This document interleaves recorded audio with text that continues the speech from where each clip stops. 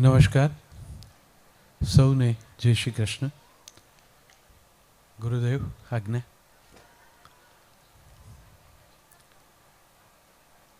પરિવારજનો તો આપ સૌ છો એટલે જે નિમિત્તે આવવાનું થયું છે એ નિમિત્તને જાણો છો, એ વ્યક્તિત્વને વધારે જાણો છો, નિકટતાથી જાણો છો. હું તો થોડા વખતથી પરિચયમાં મુકાયો છું, એમના વિશે જે વાતો સાંભળું છું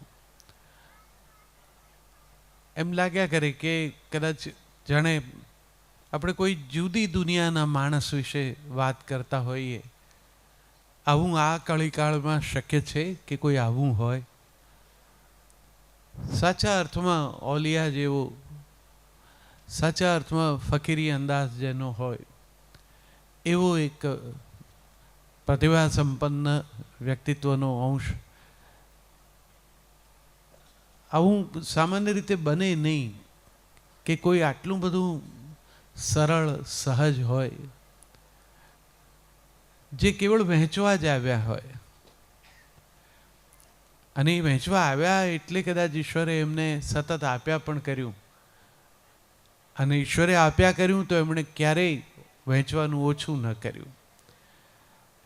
હું એક એવા પિતા એને તમારા બધાની સાથે અંજલિ આપવા માટે ખાસ આવ્યો છું. સમય એવી જાતનો છે કે જેમાં માણસ થોડુંક સ્વકેન્દ્રી છે. આપણે એને સ્વાર્થી ન કહીએ પણ સ્વકેન્દ્રી તો છે જ.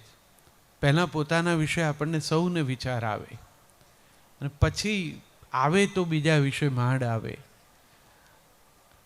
પોતાના જે નિકટના છે એમના સુખનો વિચાર આવે, પણ સર્વ સુધી લઈ જવું, એટલો મોટો વિસ્તાર સાધવો, એવું કેન્દ્ર મજબૂત હોય તો આવો પરીખ બને અને આ રીતે આટલા બધા એમાં સમાઈ શકે.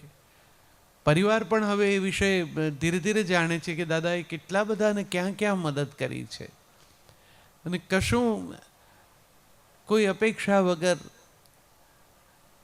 એમના જે પરિચય વિશે મને વાંચવા મળ્યો એમાં મેં જોયું કે કેળવણી અને આરોગ્ય બંને ક્ષેત્રો એમના રસના, વત્તા સમાધાનથી સંઘર્ષને ટાળવો એ વિશેની સ્પષ્ટ સમજણ, કોઠાસૂઝ.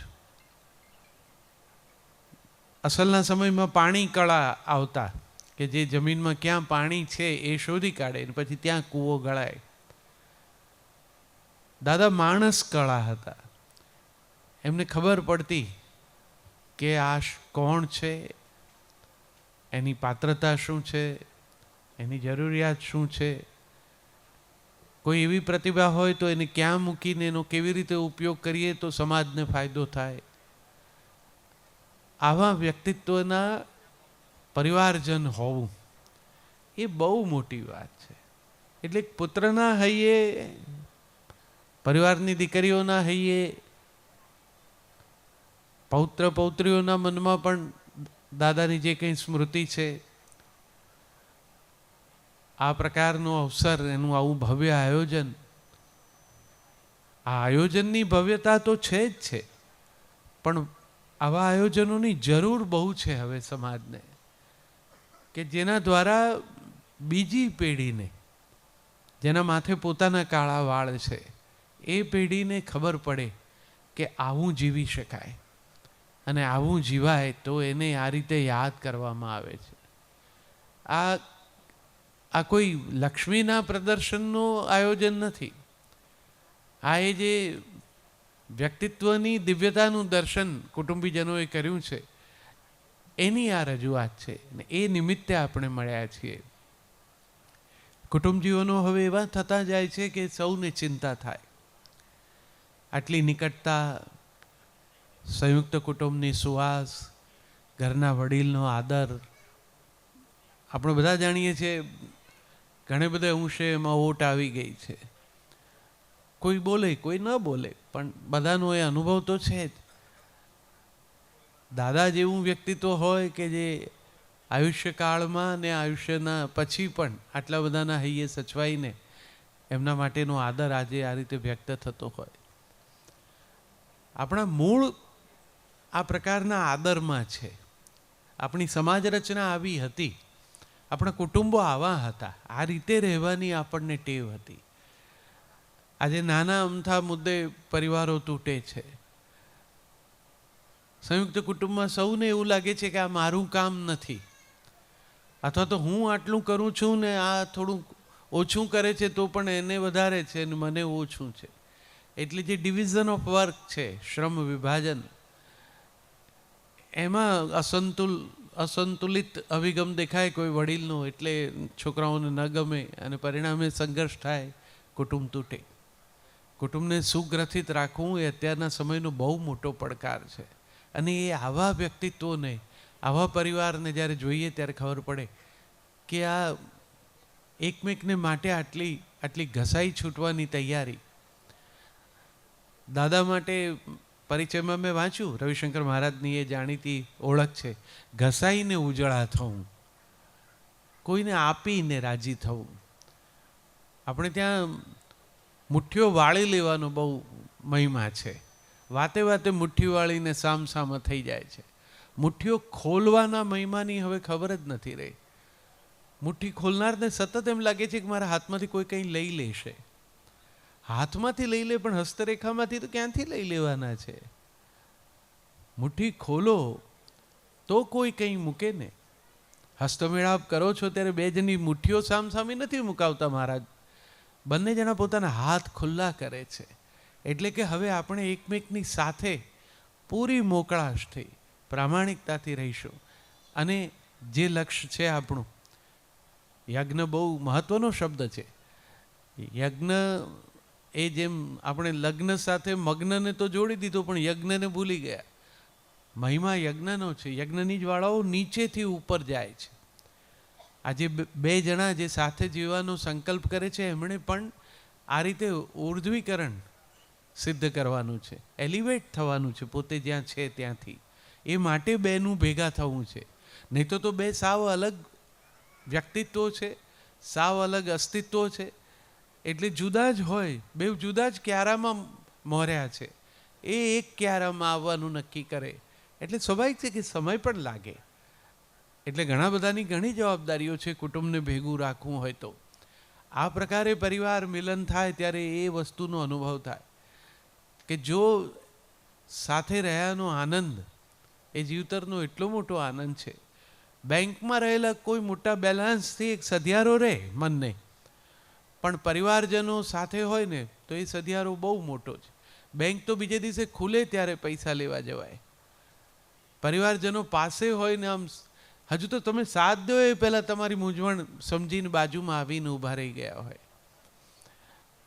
આવો બીજાને માટેનો વિચાર. મને ભાઈએ કીધું કે દાદાએ બનતા મકાન વિશે અમારા હરખ વખતે એટલું કીધું કે તારે મોટું બનાવવું હોય તો હવે ભલે બનાવ, પણ બહાર પરબ બનાવજે. આવું એકમાત્ર સૂચન એમના વ્યક્તિત્વની તો ઓળખ આપે જ છે, પણ જીવન પ્રત્યે શું અભિગમ હોવો જોઈએ એ પણ સૂચવે છે. તમારા મોટા બંગલાને જોઈને કદાચ કોઈની આંખમાં થોડોક બીજો રંગ ઉમેરાય, પણ એ તમારા આંગણાની બહાર જે પરબ છે એમાં એનો કોઠો ઠરશે તો આપોઆપ પેલી દ્વેષ ને ઈર્ષાનો ભાવ એની આંખમાંથી પણ ચાલ્યો જશે. આ જરૂરી છે, પરબ બનવાનું છે. અસલના આપ સૌના તો મૂળ ગામડાઓમાં છે એટલે આપને ખબર છે. ખેતરોમાં ચાડિયા હોય, ચાડિયાનું કામ ઉડાડવાનું પંખીઓને. ચાડિયાને એટલી સમજણ પણ નથી પડતી કે પંખી 1, 2, 5, 50 ઉતરે તો પણ કંઈ આખા ખેતરના બધા ડૂંડા ખાલી ન થઈ જાય. એ 2-3 દાણા લઈને ઉડે, પણ એને એક કામ સોંપ્યું છે એટલે એ ઉડાડવાનું જ કામ કરે છે. ખેતરની ખરેખર શું જરૂરિયાત છે એ ચાડિયો નથી સમજતો, કારણ કે ચાડિયાના મૂળ ખેતરમાં નથી. કોઈના જીવનમાં તમે મૂળ નાખો તો એની શું જરૂરિયાત છે એ ઓળખી શકો.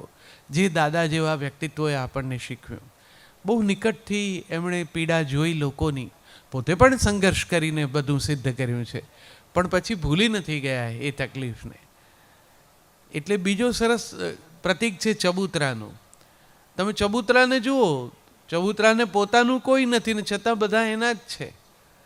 એના ચબૂતરા પર આવીને ચણતા પંખીઓ કંઈ ત્યાં માળો કરીને રાતવાસો રહેતા નથી, ચણીને ઉડી જ જાય છે. આપણે નક્કી કરવાનું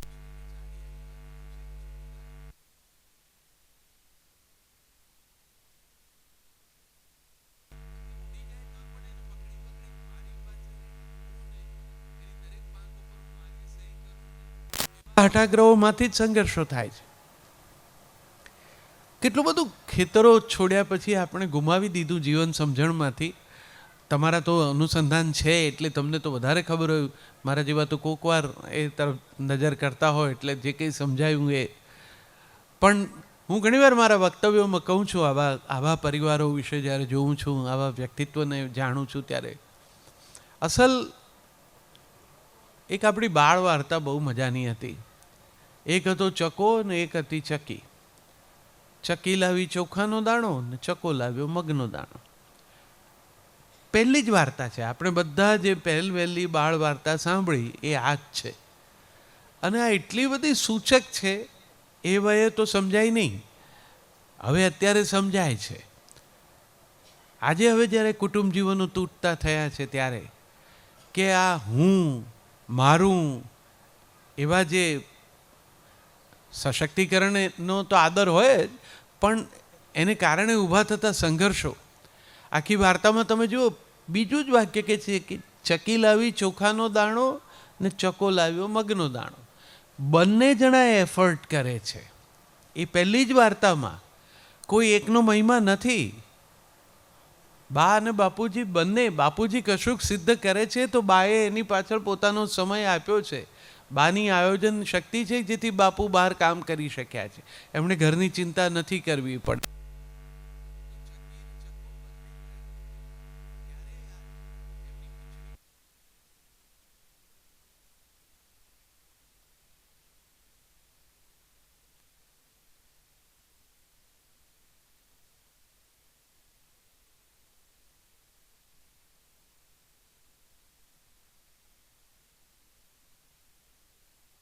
કેટલા બધા સંકલ્પો ને ઘણું બધું થાય, પણ પછી જે રીતે જીવાય છે એમાં હું કેન્દ્રમાં આવી જાય છે અને ફલસ્વરૂપ આપણે જોઈએ છે.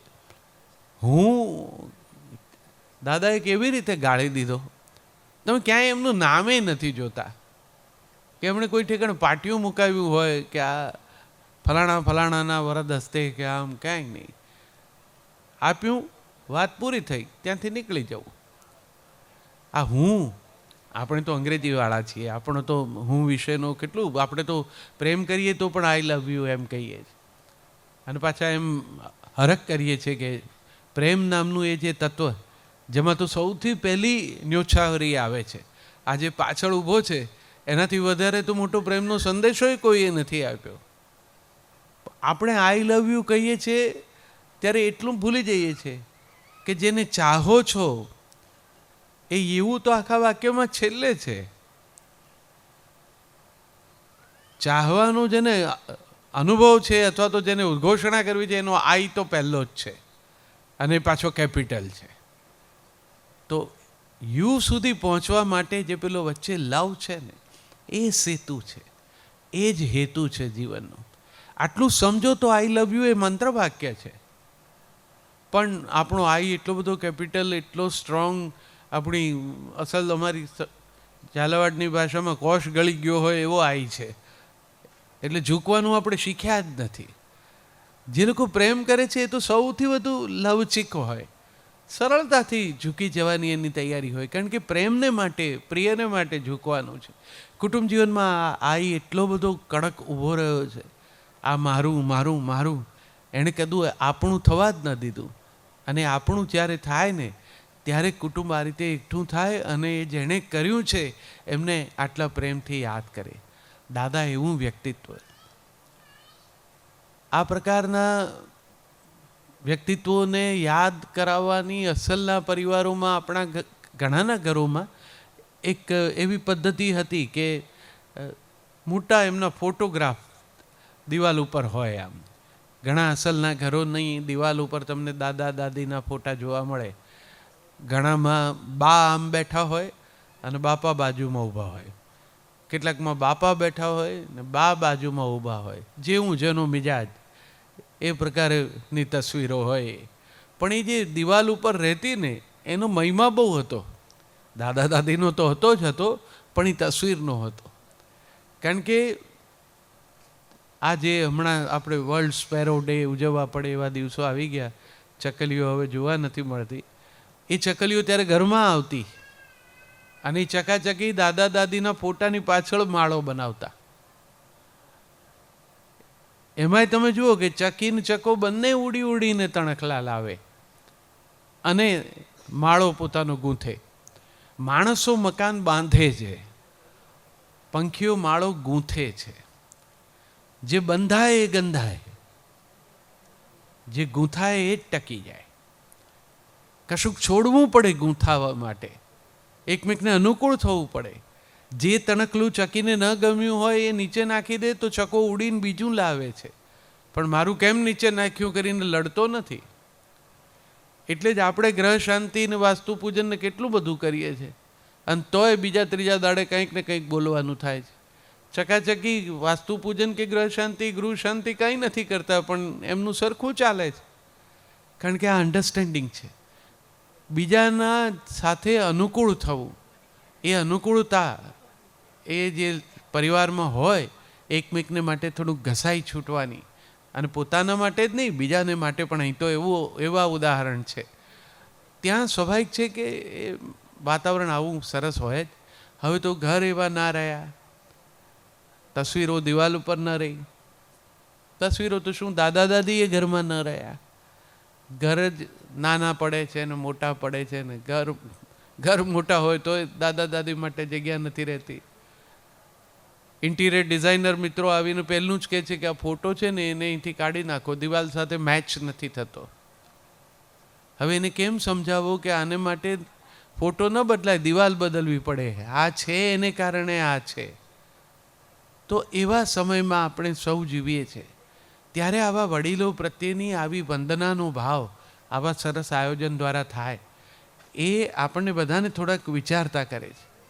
થોડાક સ્વાર્થી થઈને વિચારો તો પણ એમ થશે કે આજે જેમની સ્મૃતિમાં એકઠા થયા છીએ, કાલે આપણે મોટા હઈશું, એવડા વડીલ હઈશું. આપણા બાળકો પણ આપણી સાથે આવા જ આદરથી વર્તે, આપણને આવા પ્રેમથી યાદ કરે, એવું આપણને ગમે. અને એવું તો જ થાય જો એમના જેવો અભિગમ રાખ્યો હોય તો, જો એવો માળો બનવા દીધો હોય તો. એવા પિતા, એવી માં, એમની વિદાય અને વિદાયની સ્મૃતિમાં શ્રીમદ ભાગવતનો પાઠ, જીવન જીવવાની કળા. મને તો કહ્યું એમ દાદાના પરિચયમાં કે એ ભગવદ્ ગીતા પાસે રાખે. ગીતાજીને માટે એક મુશ્કેલી આપણે ત્યાં એવી થઈ છે કે આપણે એમ જ માનીએ છીએ કે આ વાર્ધક્યમાં વાંચવાનો ગ્રંથ છે, આ તો યૌવનમાં વાંચવા માટેનો ગ્રંથ છે, કારણ કે પછી સુધારવા માટેનો અવકાશ છે. પણ 70 વર્ષે હું ગીતા વાંચું તો પછી એ ઇમ્પ્લિમેન્ટ કરવાનો કેટલો સમય? ત્યાં સુધીમાં તો જેટલું બગાડવું હતું અથવા જે રીતે બગડવું હતું એ રીતે આપણે બગડી ગયા.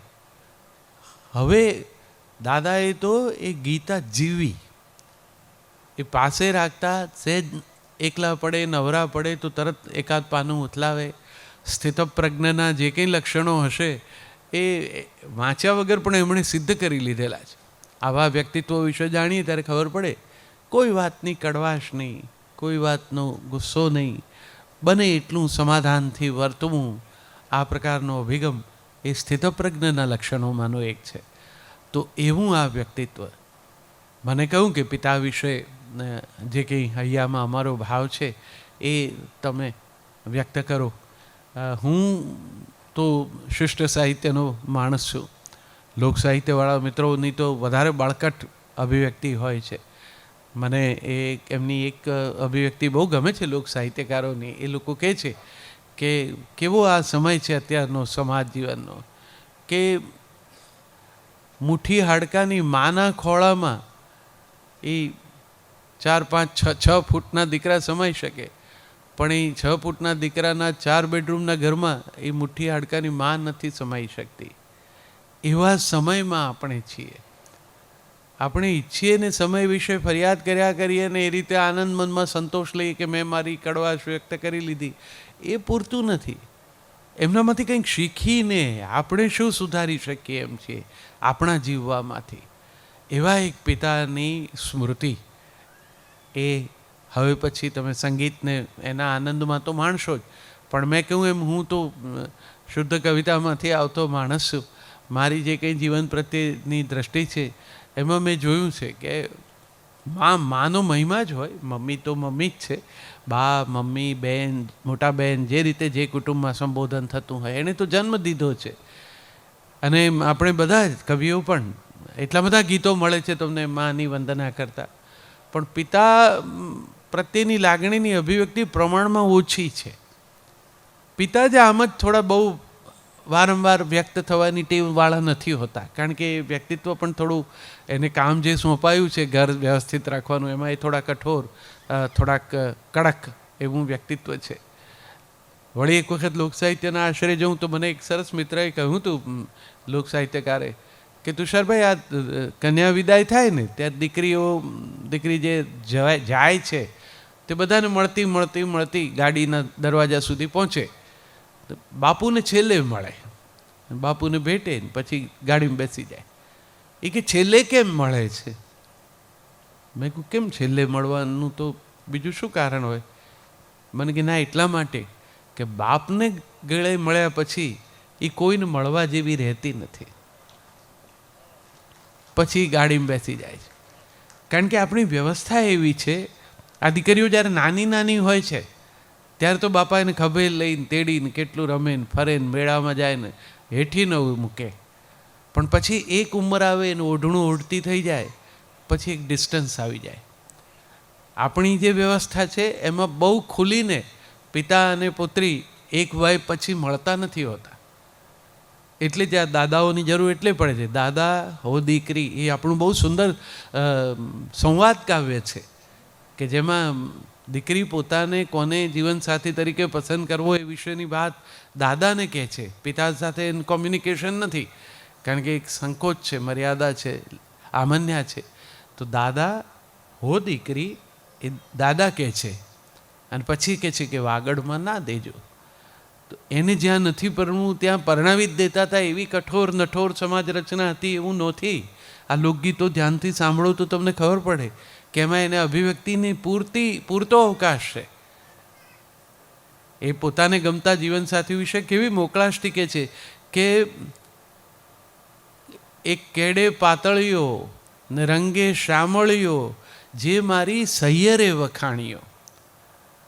એક દીકરી મને પરદેશમાં કહે છે કે આ કેડે પાતળીઓ એટલે ડાયટિંગના સંદર્ભમાં હશે ને, કે ફેટ ના હોય ને.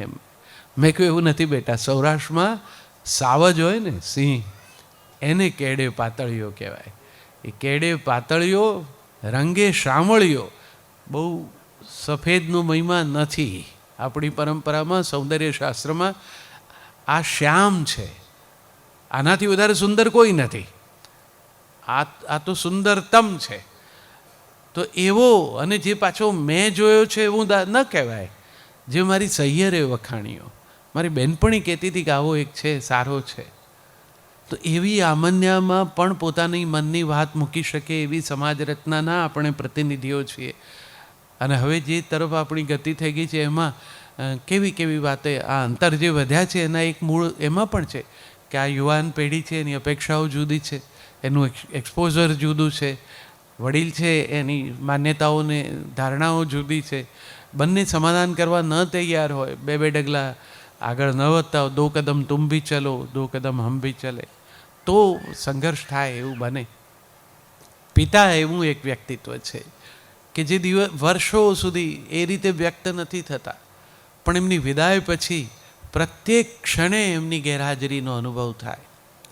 ત્યારે તમને ખબર પડે કે આટલા બધા આપણી અંદર વસી ગયા છે. પિતાની એક સુગંધ હોય છે. તમે બાપુજી ઘરમાં હોય ને પછી વૃદ્ધ થાય ને પછી વિદાય થાય, એના ઓરડામાં તમે જાઓ ને તો એની સુગંધ હોય. એક વિક્સ વેપોરબની એમાં ગંધ હોય એના મફલરમાં. એના યુરિન પોટની પણ એક ગંધ હોય, એ બધાથી મિશ્રિત હોય એના રૂમનું વાતાવરણ. વર્ષો સુધીમાં એ તૈયાર થયેલી સુગંધ છે, એ એકદમ જ ચાલી જાય ઘરમાંથી. એ બહુ ધીરે ધીરે સમજાય ને એવો અનુભવ છે. પિતાની ગેરહાજરી એવી છે કે જે વયની, આપણી પણ વય વધે તેમ તેમ સમજાતી જાય. પછી ખબર પડે કે આ તો છાંયો જ નથી. આપણે બહુ આવ્યા હોય, આપણે કોકના છાયા હોઈએ, બધું સાચું, પણ પિતા ચાલ્યા જાય પછી આપણને ખબર પડે કે તાપ સીધો પડે છે અને હવે આપણે જ ખમવાનો છે. એવા પિતા, એની વિદાય. એટલે એના ગીતો બહુ ઓછા ગવાયા છે. એમના વિશે એમને કંઈ નહીં ચાહતા હોઈએ એવું તો નહીં જ હોય, પણ એમ છતાં મને એમ થયું કે આજે આ સરસ તમારું આ અવસર છે, પિતાને યાદ કરવાનો અવસર છે. તો મારી 2-3 રચનાઓમાં મેં પિતા વિશે મને સમજાયું છે, એવી રીતે વાત કરી છે, એ હું તમારી સાથે વહેંચું. આ બાપ કેવો હોય છે, એના વ્યક્તિત્વની વાત કરતાં મેં એમ કહ્યું છે કે બાપ આખર બાપ છે. એક આંખે છાંય, એની એક આંખે તાપ છે. બાપ આખર બાપ છે. એક આંખે છાંય, એની એક આંખે તાપ છે. બાપ આખર બાપ છે. કામમાં એ વ્યસ્ત હો કે હિંચકે એ મસ્ત હો, આમ ઓછું બોલતો ને બેસતો ચૂપચાપ છે. એક ક્ષણે સંતાન કેરા સુખની કરતો કામના, શ્વાસ એની પ્રાર્થનાના અજપા જપ જાપ છે. બાપ આખર બાપ છે. ને આવતી થોડી ક્ષણો એનાય જીવનમાં જરૂર, આંસુઓની લાગણી પર ભીની ભીની છાપ છે. ને મારા, તમારા, આપના કે તેમના પણ હોય, બાપ કેરા હેતનું જગમાં ન કોઈ માપ છે. બાપ આખર બાપ છે. માના હેત વિશે હજુ વાત થઈ શકે, પણ પિતા, અને એટલે જ ક્યારેક આપણને એમ થાય કે પપ્પા આવા હતા, પપ્પા કેમ આવા હોય છે, પપ્પા કેમ આવા હોય છે. આમ દૂર છે દુનિયાથી અને આમ એ પાસે તોય છે. આમ એ દૂર છે દુનિયાથી, પણ આમ એ પાસે તોય છે. આમ તો કંઈ એ યાદ ના આવે રોજની દોડા દોડમાં. આપણે પણ બધા વ્યસ્ત સામાજિકો છીએ, આપણે આપણા કામ છે, જવાબદારીઓ છે, રોજે રોજ કંઈ પિતા અને એ શું કરતા હતા અને એમણે આમ કર્યું હોત ને એવું બધું કંઈ રોજ આપણે યાદ નથી કરતા. અને વિસ્મૃતિ એ અર્થમાં બહુ મોટું વરદાન છે, તો જ આપણે જીવી શકીએ છીએ. પણ છતાં એમ તો કંઈ એ યાદ ન આવે રોજની દોડા દોડમાં. કંઈક એટલું યાદ રાખવું ફુરસદ મળે છે થોડીમાં. એક ફ્રેમમાં મમ્મી પપ્પા ભીંતે ઝૂલે છે આજે, આમે ક્યાં જોયા છે એમને ચેનથી બેઠા જોડીમાં. દિવાલ ઉપર 2 જણા ભેગા ટીંગાતા હોય ને આપણે જોઈએ વાસ્તવિક જીવન જે જીવતા હતા બંને, એમાં બેઉ એકમેકની પાસે બેસીને આમ ગપ્પાટા મારતા હોય ને એવું આપણે બહુ જોવા મળ્યું નથી. એક ફ્રેમમાં મમ્મી પપ્પા ભીંતે ઝૂલે છે આજે, આમે ક્યાં જોયા છે એમને ચેનથી બેઠા જોડીમાં. આમ દૂર છે દુનિયાથી અને આમ એ પાસે તો હોય છે. પપ્પા કેમ આવા હોય છે. બોલું છું હું ત્યારે પહેલાં સાંભળ્યું હો એમ લાગે છે. તમને અનુભવ થશે, ક્યારેક તમે વાત કરશો અને તમારા પપ્પાના જે પરિચિત હોય એને ખબર પડે કે આ તમે ફલાણાના દીકરા. એ તમારા અવાજમાંથી બાપની બોલાશે વીરને ઓળખ્યો, એમ લોકસંગીતવાળા કહે છે. દીકરો બોલે, અમુક ઉંમરનો થાય ને ફોન પર હેલો કરે તો સામેવાળાને એમ થાય કે પપ્પા બોલે છે, પછી કે ના તો હું એમનો સન બોલું છું. તો એ જે પિતાનું સ્વર છે, બોલું છું હું ત્યારે પહેલાં સાંભળ્યું હોય એમ લાગે છે. કશું કરું હું ત્યારે પહેલાં કર્યું કોઈનું લાગે છે. કર્યું તો સમજ્યા, પણ હું દર્પણ જ્યારે જોઉં છું સામે ઊભો છે એને જોયા હોય એવું લાગે છે. દર્પણની સામે ઊભા રહો ત્યારે પણ લાગે કે આમને મેં ક્યાંક જોયા છે, પછી ખબર પડે કે આ તો પપ્પાનું જ પ્રતિબિંબ છું, હું છું તે. આમ દૂર છે દુનિયાથી અને આમ એ પાસે તોય છે, પપ્પા કેમ આવા હોય છે. ને બહાર જાઉં તો આવજે કહેવા ઉંબરે ઊભા લાગે છે. હવે છે નહીં, પણ છતાંય એમ લાગે છે જ્યારે હું બહાર નીકળતો હું ત્યારે આવજો કહેતા હો. બસ એ અનુભવ બહુ અંગત છે. હું ટ્રાન્સફર પર નોકરીમાં બહુ બહાર રહ્યો. હું પાછો આવું, મારા પપ્પાને પેરાલિસિસ થઈ ગયેલું, બહુ સરસ, પોતે સાહિત્યકાર. હું આવું ત્યારે એમ કે આવી ગયો દીકરા. અને જ્યારે ત્રીજે દિવસે હું પાછો જોવાનો હું ત્યારે એટલું કે જાય છે. આ બે વસ્તુ એટલા વર્ષો સુધી ભણકારા રૂપે મેં પણ અનુભવી છે. એ પિતાનો જે સ્વર છે કે બહાર જાઉં તો આવજે કહેવા ઉંબરે ઊભા લાગે છે, પાછા વળતા રાત પડે તો લાગે કે હજી જાગે છે. ખુલ્લી બારી લાગતી જાણે વાટ નિરખતી આંખોએ, વર્ષો પહેલાં કાયમ માટે આમ તો મીચી દીધી છે. આમ દૂર છે દુનિયાથી અને આમ એ પાસે તોય છે, પપ્પા કેમ આવા હોય છે. અને હજી લાગતું બહેનના માથે હળવે ફેરવતા એ હાથ, હજી લાગતું બહેનના માથે હળવે ફેરવતા એ હાથ, હજી લાગતું બાજુમાં એ ચાલતા સાંજે મારી સાથ. હાથ એમનો ફરે પીઠ પર સારા માઠા દિવસોમાં, ગંધ બામની સુગંધ એમની બંને ઘરમાં છે સંગાથ. આમ દૂર છે દુનિયાથી અને આમ એ પાસે તોય છે, પપ્પા કેમ આવા હોય છે. પપ્પા સુગંધ રૂપે સચવાતા હોય છે, સ્પર્શ રૂપે સચવાતા હોય છે. એમને ગમતી વસ્તુ જ્યારે પીરસાય ત્યારે સ્વાદ રૂપે પણ સચવાતા હોય છે. આવું એક વ્યક્તિત્વ આખા ઘરને જેને ભર્યું કર્યું હોય, એની વિદાય એ એમ ભૂલી જવાય એવી ઘટના નથી હોતી. જીવવું આપણને બધાને છે જ, અને બધાને પોતપોતાની વ્યસ્તતાઓ છે. ને આમ પણ તમે કાયમ એમને યાદ કરતા આમ નામ ભો બકાસીને બેસી રહો તો એમને પણ ન ગમે. આટલા કર્મઠ યોગીને કોઈ આમ બેસી રહે કેમ ગમે? એ જ કે ચાલ ઉઠ, ઊભો થા, કામેવાળા. પણ આપણે જે કંઈ કરીએ છીએ એમાં એમની હાજરી આપણે અનુભવતા હોઈએ છીએ. એવા પિતા, એમની વિદાય એ નિમિત્તે મારી વાતના સમાપનમાં એક સંકલ્પ જે પુત્રના મનમાં પણ ચાલતો હોય. સુખ દુઃખ આવે જાય જીવનમાં, ના રોવું ના ગાવું, મારે પપ્પા જેવા થાવું. સુખ દુઃખ આવે જાય જીવનમાં, ના રોવું ના ગાવું, મારે પપ્પા જેવા થાવું. દહીંના શુકન કરાવી મમ્મી કહેતી, સફળ થજે તું. દહીંના શુકન કરાવી મમ્મી કહેતી, સફળ થજે તું.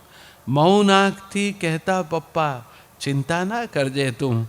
ચંપલ ચિંતા બહાર ઉતારી હસતો ઘરમાં આવું, મારે પપ્પા જેવા થાવું. કંકુ થાપા કરતી બહેનને કહ્યું ફરી એકવાર, ઘર તારું પરિવાર આ તારો, ખુલ્લા ઘરના દ્વાર. પપ્પા પાસે આવતા બેટા કદી નહીં અચકાવું, મારે પપ્પા જેવા થાવું. કંકુને કન્યાથી ઝાઝું કશુંય નહીં લેવાનું, દીકરીના દેનારના આપણે સદા ઋણી રહેવાનું.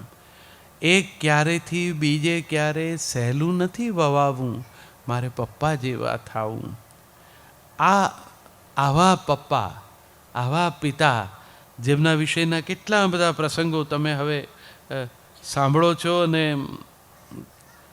અનુભવો પણ છો કે આવું વ્યક્તિત્વ આપણી સાથે જીવ્યું, આપણે એની આંગળીએ ચાલ્યા, ક્યારેક એના ખંભા પર ઘોડો કર્યો, એ હવે નથી.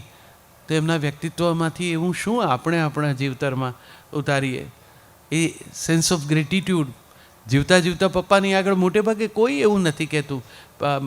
પરદેશમાં તો અનુકૂળતા છે, લોકો વારે થેન્ક યુ સોરી કરતા હોય છે. પતિ પત્ની પણ, તમારે પણ જે NRI પરિવારજનો ઘરે આવે તો એમાં એ વ્યવહારમાં એ પ્રકારનો અભિગમ જોવા મળે.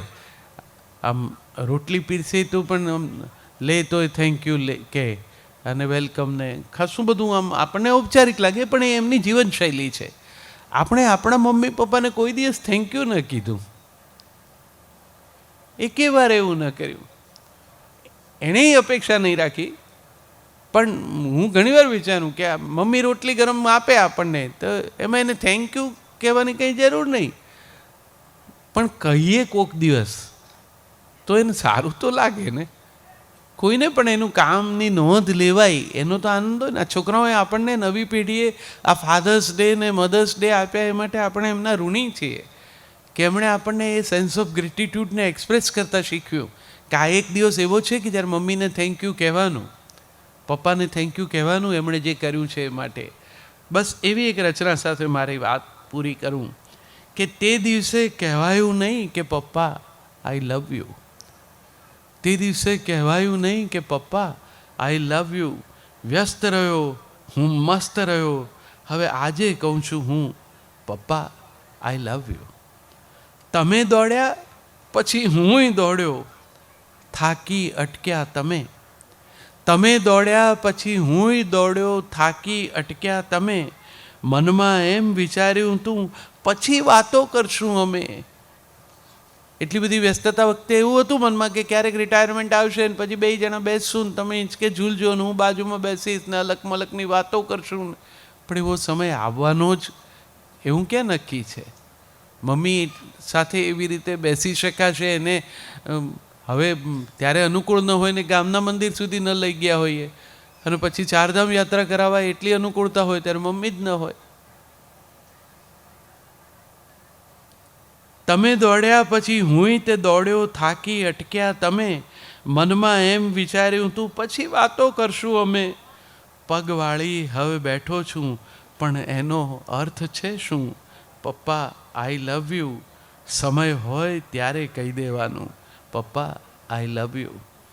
આજે મારા શબ્દો જાણે મને નથી ઓળખતા. આજે મારા શબ્દો જાણે મને નથી ઓળખતા. શોધું છું પણ આજે એકે મને ન શોધ્યા જડતા. પિતા વિશે બોલવું તો ઘણું બધું હોય, પણ એમ લાગે કે આટલું પૂરતું નથી, અથવા આ બરોબર નથી, અથવા હજુ બરોબર વ્યક્ત નથી થયો. આ નેતિની જ સ્થિતિ છે. આજે મારા શબ્દો જાણે મને નથી ઓળખતા. શોધું છું પણ આજે એકે મને ન શોધ્યા જડતા. આંસુ કાંઠે એકલો એકલો વાટ જોઉં છું હું પપ્પા આઈ લવ યુ. સમય હોય ત્યારે કહી દેવાનું પપ્પા આઈ લવ યુ. ને ઘરનો ખાલી ખૂણો એની ભીંતે હસતા તમે. ઘરનો ખાલી ખૂણો એની ભીંતે હસતા તમે. પહેલી વારે મમ્મી સાથે ઝૂલતા જોયા અમે. પૂછ્યું તમે કેમ આંખ છે ભીની? બાપ તો તસવીરમાંથી દીકરાના રુદનને ઓળખી લે. એણે એમાંથી પૂછ્યું તમે કેમ આંખ છે ભીની? ઢીલો લાગે તું. અજબ ચાલે છે મનમાં પપ્પા આઈ લવ યુ. સમય હોય ત્યારે કહી દેવાનું પપ્પા આઈ લવ યુ. તો જે સમયે કદાચ ન કહી શક્યા હો એણે હવે આ રીતે આવા એક આપ સૌની વચ્ચે આઈ લવ યુને વહેંચવાનો આ પરિવારનો આ ઉપક્રમ છે. જે પિતા માટે એમના હૈયે છલકે છે, મા માટે જે ભાવ એમના હૈયે છે, એની આ પ્રગટ અભિવ્યક્તિ છે. જે આઈ લવ યુ કદાચ આપણી પરંપરામાં નથી તો એ પ્રભુને માટે કહેવાય ને એ રીતે આપણા સૌ સુધી પહોંચી છે. જેમના ઘરે છે મમ્મી પપ્પા હજુ સાથે છે એમને માટે આ સંદેશો છે કે છે તે દરમિયાન પણ એમના પ્રત્યેનો આપણો આદર જો સમયે વ્યક્ત કરતા રહીએ તો એનાથી રૂડું કાંઈ નહીં. હું પરિવારના જ એક સદસ્ય રૂપે જાણે હું આવ્યો ત્યાં સુધી એક વક્તા હતો, પણ વાતો કરતાં કરતાં ભરતભાઈ સાથે રસ્તામાં જે રીતે પરિવારનો પરિચય મેળવ્યો, અહીં બેસીને વાતો થઈ, એ પછી એમ જ લાગ્યું કે જાણે હું પણ આવા એક વ્યક્તિત્વને ભલે રૂબરૂ મળ્યો નથી પણ એનો એક ભાગ છું. અને સતત મને એમ લાગ્યા કર્યું કે કોઈ આવા વ્યક્તિત્વો હજુય હમણાં સુધી હતા, હજુય બી જાય હશે, પણ આપણને એનો પરિચય નહોતો. આજે હવે જ્યારે પરિચય થયો છે ત્યારે એમની સ્મૃતિને ખૂબ વંદન. અને એમના જે કામ છે, મને બહુ સરસ કહ્યું તમે કે દાદાના સપના પૂરા કરવાની તો કદાચ અમારી ક્ષમતા નથી, પણ એમના અધૂરા કામ પૂરા કરી શકીએ તોય ઘણું. બસ તો એવા કામ પૂરા કરતા રહો. એ જ્યાં છે ત્યાંથી પ્રસન્ન છે. એના આશીર્વાદ સતત તમને મળશે. ઠાકોરજીની કૃપા ઉતરશે. સૌનો આભાર. જય શ્રી કૃષ્ણ.